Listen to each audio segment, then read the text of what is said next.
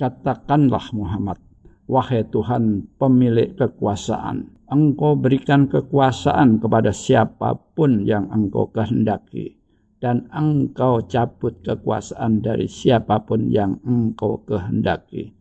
Engkau muliakan siapapun yang Engkau kehendaki, dan Engkau hinakan siapapun yang Engkau kehendaki. Di tangan Engkaulah segala kebajikan. Sungguh Engkau maha kuasa atas segala sesuatu.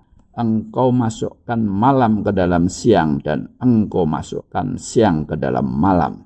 Dan Engkau keluarkan yang hidup dari yang mati, dan Engkau keluarkan yang mati dari yang hidup. Dan Engkau berikan rezeki kepada siapa yang Engkau kehendaki tanpa perhitungan.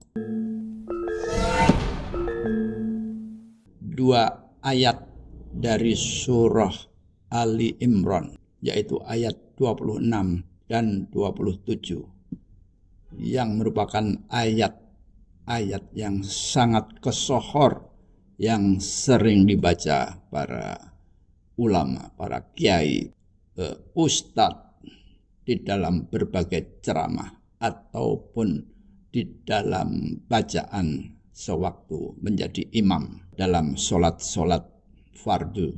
Ayat ini memang sangat kesohor, dan di dalamnya artinya mengandung suatu pengakuan bahwa kita menyadari kekuasaan Allah itu maha besar.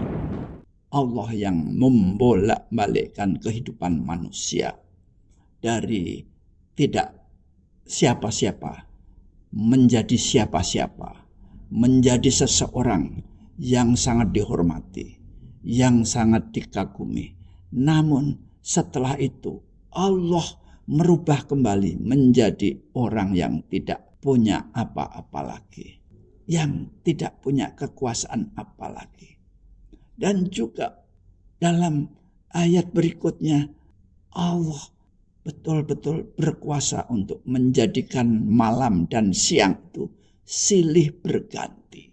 Bagaimana kalau siangnya kita tahan, kalau kita punya kekuasaan.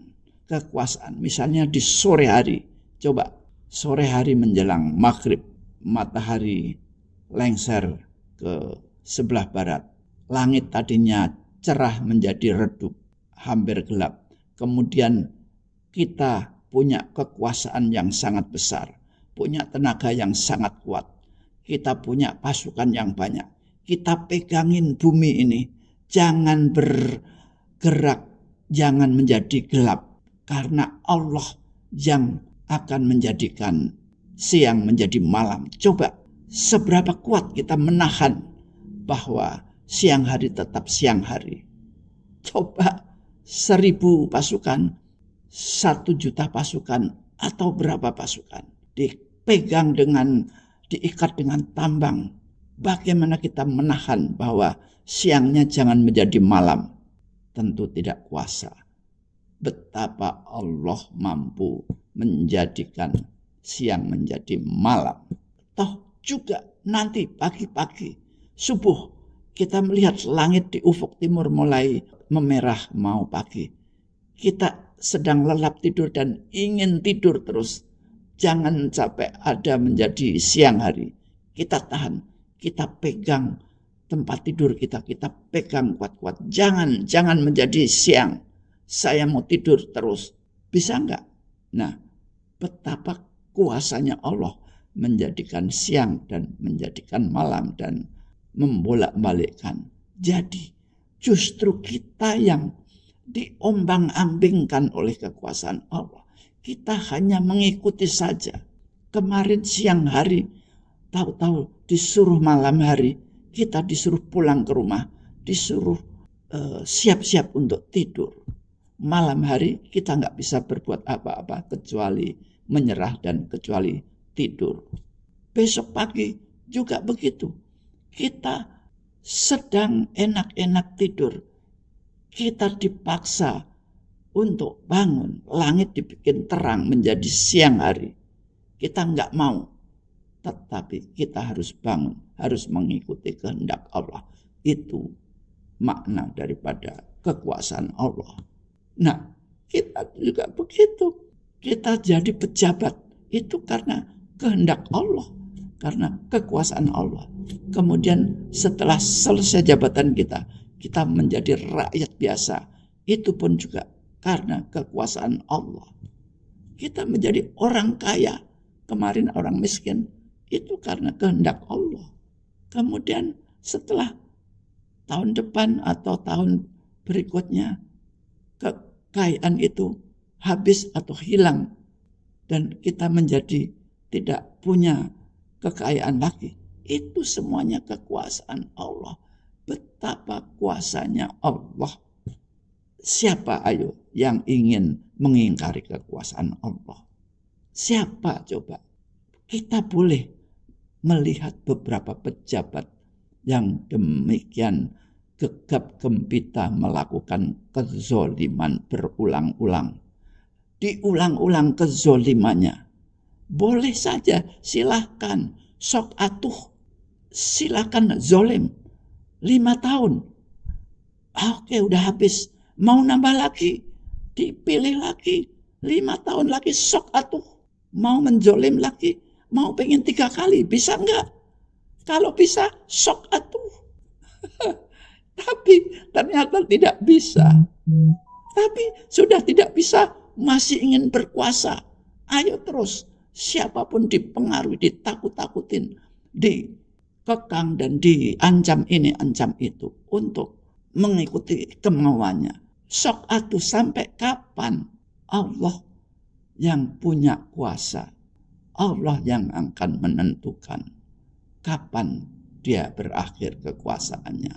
Nah, untuk itu, maka apabila kita menyadari ini, betapa hidup itu sangat sementara. Hidup itu sangat sepele, remeh-temeh. Kenapa kita melakukan hal-hal yang bersifat kemungkaran? Padahal dunia ini diisi oleh jutaan manusia. Semuanya adalah makhluk Allah yang perlu hidup secara damai, secara kesetaraan, saling menghormati, saling tolong menolong, saling bantu membantu. Toh nanti suatu saat juga akan selesai. Yang membantu kita juga akan selesai. Kita sudah dibantu, kita bisa berbalas budi, alhamdulillah. Tapi juga kemampuan membalas budi juga terbatas. Atau kebalikannya, kita pernah membantu seseorang. Toh kemampuan kita membantu seseorang juga ada batasnya. Ayo kita bisa membantu 1 orang, 2 orang, 10 orang, 20 orang. Kita bisa membantu berapa ratus orang, berapa ribu orang. Sudah bagi-bagi nasi, bagi-bagi makanan, bagi-bagi beras. Sudah bagi-bagi berapa ratus karung, berapa ton. Ada keterbatasannya. Nah, jadi itu bukan apa-apa. Namun bersyukurlah apabila diberi kesempatan oleh Allah melakukan berbagai kebaikan, melakukan berbagai hal-hal yang sifatnya menolong seseorang. Nah, jadi 2 ayat 26 dan 27 Ali Imran, ini maknanya sangat dalam. Silahkan sering-sering dibaca, sering-sering ditadaburi makna dan artinya, sering-sering direnungkan bahwa kita bukan siapa-siapa. Insya Allah kita menjadi manusia yang stable, manusia yang humble, manusia yang kokoh, manusia yang tidak mudah terombang-ambing, dan senantiasa kita bisa menjadi panutan, bisa menjadi orang yang dicari oleh banyak orang, menjadi orang yang menjadi buah tutur karena kebaikan-kebaikan kecil kita yang secara rutin setiap hari mengalir dari diri kita. Ayo kita